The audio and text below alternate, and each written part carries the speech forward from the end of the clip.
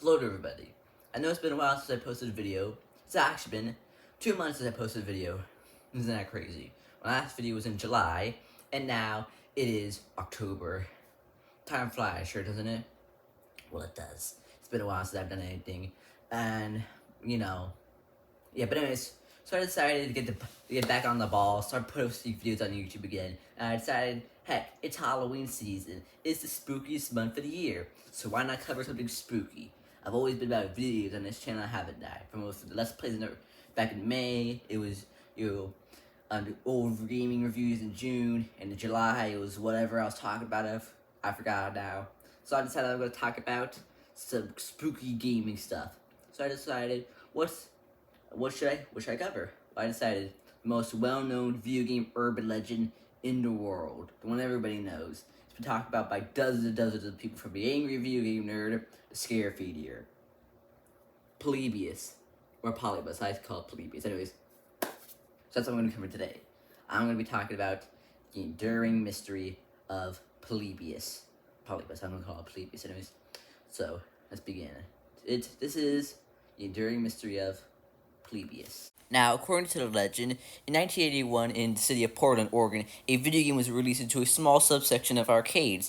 This arcade game was known as Polybius. It was supposedly developed by a video game company known as Citizen. Now, this arcade supposedly caused serious sickness amongst players, as it induced nausea, vomiting, and even amnesia, and even a few people who played the game became anti-video game activists. Now, it was also, according to this legend, the game was visited by supposed men in black who would collect data and information from the game, and that one day the game supposedly mysteriously disappeared. Now, according to the legend, it is believed that this game was developed by the CIA as some sort of experimental project similar to MKUltra or the other projects that the government did during the 1960s, as this is how the legend goes. Earliest evidence the Polybius' existence comes from February 6, 2000, when a page for it was created on a website known as coinop.org, and all the information just described to you, and all the information we have about the game comes from this webpage. Now, the earliest archived version of this webpage comes from March 3rd, 2000. It gives us all the information that we have about the game, and though this earlier versions of the webpage lack the supposed screenshot of the game's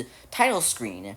Now, coinout.org is a website for video games, and is meant to catalog and archive video games from the golden era of video games. Now, if you go to the webpage today, it will tell you that it was created on August 3rd, 1998 at exactly midnight. Much more evidence pointing to the fact that it was created on February 6, 2000. So we know that is our starting date. And all the elements and almost all the details of the story came from this one listing on the website. Though bits and pieces were added on here and there as the urban legend grew to spread. But this is the earliest known evidence of the game's existence. Though rumors existed of it circulating in Usenet as early as 1994, there is no any evidence to the supposed rumor.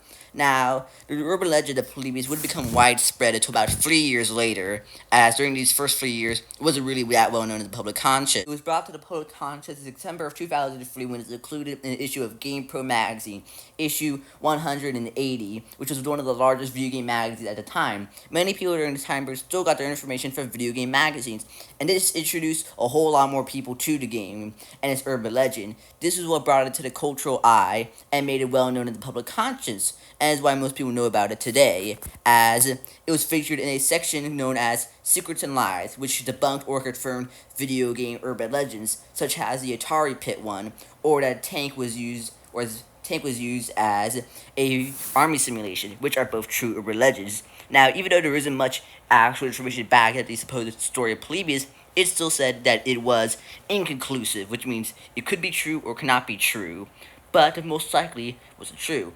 Now, this is what made it well known in the general eye, as it launched it into general public awareness and made it much more well known even on the internet, as now, after over a decade, it has been turned into video game after video game as people have recreated it, and there's even been short stories and short films based off of it, and it's even made cameos in such shows as The Goldbergs and The Loki Show. So this is where how it became such popular, well known. Is there any evidence to the game's actual existence? Well, let's review. Now, supposedly, according to the legend, the game was developed by a game company known as Cynoslosion. Now, there's no evidence for a video game company known as Cynoslosion ever existing here in the United States, at least. There's no legal documentation or copyright under a game company known as Cynoslosion. And along with that, Cynoslosion isn't really a real word. It's just two German words mishmashed together.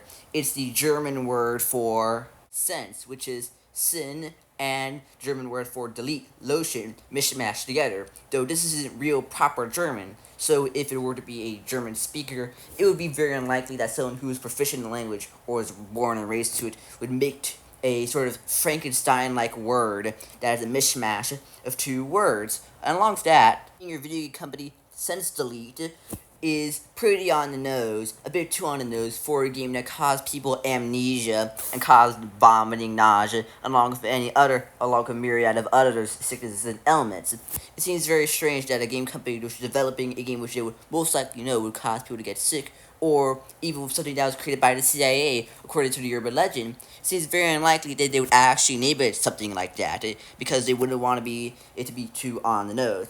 And of course, along with that, if this really did happen, there would have been news reports about it, because during the 1980s, when the country was in the midst of a moral panic, something like this would have been reported on and would have been heavily covered. Along with that, the title screen for the game, which is included on the original listing on coinopdata.org, is much too big for it to be from 1981, as the logo is much too big. Logos that large would have only become commonplace and being able to do in the later half of the 1980s, around 1983, 1984, and 1985. But in 1981, it would have been very unlikely that a video game company would have done this, especially a much smaller one, when RAM and data was very, very precious, and every bit of RAM and data counted. They would have most likely not have made it so big and large, as only much larger companies a little bit later on, like Nintendo and other game companies, would have the resources and the power and time to be able to make such big and large titles. To add on to that fact, also, the report that Men in Black would come to the machine and take data and information from the arcade game, but in the early 1980s, it wouldn't have been able to figure out how it would have affected the players, mentally, or what sort of ailments would most likely get it. These were very rudimentary, very basic machines during this time period. So how it would have affected the players, it wouldn't have been able to get sort of data. You would have had to go onto the actual person themselves. And there's no mention in any of the legends or stories of people who play the game being contacted or interviewed by the CIA, but they're taking info and data from the machine. But the machine wouldn't have been able to, get that sort of data, because it could have do something like that. Maybe nowadays it could have figured out how it would have affected the player's mental state or medical conditions, but nowadays it couldn't. But back then, it couldn't have done that. To add on to that fact, also, people from the Portland area who were around and playing video games during this time period have no memory or knowledge of any sort of game similar to Polybius in any way that was around in the arcades, as numerous people have been actually interviewed, asking if they remember a game like Polybius or similar to it, and they have no memory of it. So even the people who would have been around in Portland during this time the game was supposedly around have no memory of it. Though, yet again, you might say that since it was only around for most likely a month or two, they most likely don't remember due to how little it was around for. Maybe they got amnesia from playing it.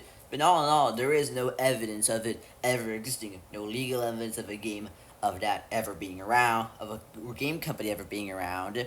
And it doesn't make sense for CIA to do something like that, to try and turn people against video games by creating a video game, because the CIA wouldn't make something and put it out into the public that made them sick. They would never do that. They would most likely get caught because the media would have covered it. Especially this being a time where people didn't fully trust video games yet and didn't quite understand them.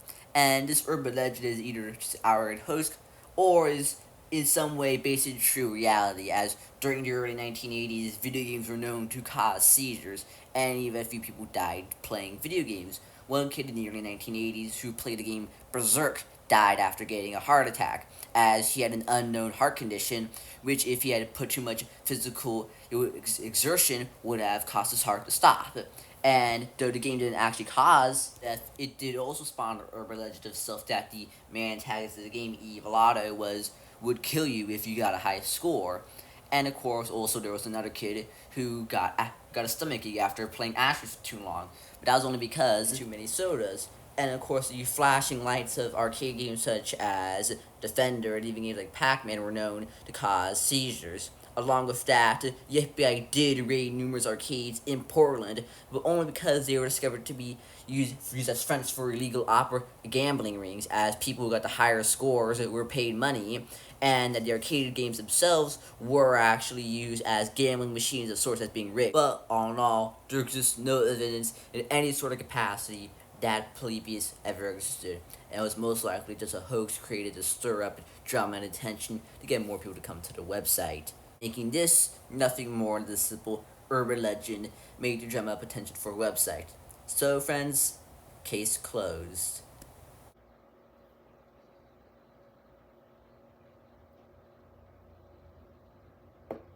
So that's the video, folks. I hope you all enjoyed it. Hope you all liked it and stuff. Hopefully it's been a while, and YouTube doesn't like when people take forever to upload a new video. They really hate that. When people take like a really, really long time to upload a new video onto YouTube. So, I don't know what's gonna happen. We don't have much traction, anyways. So hopefully the few of you who actually watch this channel will actually watch it, because you know how it is. Anyways, this has just been me talking about something. I'm going to be posting more videos throughout October. I promise you that. I promise you I'm going to be posting some more videos in it throughout October. Spooky gaming, urban legends, all the sorts. Creepy, spooky things. Everybody loves that, especially when it's that time of year. You're getting to all chilly. Here right now, it's October 2nd. It's so hot outside. Yeah, it's so hot outside and it's October. Anyways, folks, bye, have a nice time.